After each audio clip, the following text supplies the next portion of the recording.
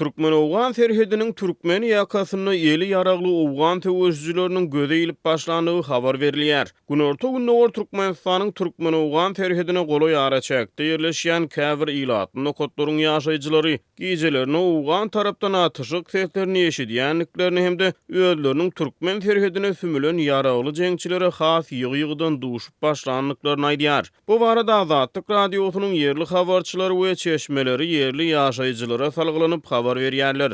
Howpsuzlyk ýagdaýlary sebäpli gizlenlik şertlerine habarlaşýan Azatlygyň habarçysy 9 fevralda ýiberen maglumatyny Serhedabad etrawynyň Galaýmor şäherçesiniň bir ýaşaýjysyna salgylanyp Serhed ýakasyna soňky ýagdaýlar barada habar berdi. Galaýmor şäherçesi Türkmen-Owgan serhedine goloý sebitde ýerleşýär. Ol Serhedabad Serhed galasynyň 40 kilometr töwere aradaşlykda ýerleşýär. Soňky wagtlarda ýaragly söwüşjüleriň araçagyň aňry tarapyndan gelip Serhedden geçmek hadiselary ýygylyşyp başlady diýip Azatlygyň habarçysy Galaýmorly çopanyň sözlerine salgylanyp habar berdi. Bu sebidin Serhed ýaky etraplarynyň ilaty selçeň. Çopanlar bir näçe gezek ol ýerlerde Owganlara duş gelipdir. Ýöne olaryň bagtyny heniz parahat ilat bilen çaknyşyk göze ilmedi diýip habar saýtdy. Ol Galaýmoryň ýaşaýjysynyň sözlerine salgylanyp bu sebitde köplenç ok atyşyk sesleriniň eşidilýändigini aýtdy. Serhedabadyň serhetçileri Galaýmor şäherçesine yerli ilaty hemde çopanlara şüphe oýandyrýan kesek adamlara duş gelen ýagdaýlaryny özlerine habar bermegi tapşyrypdyr.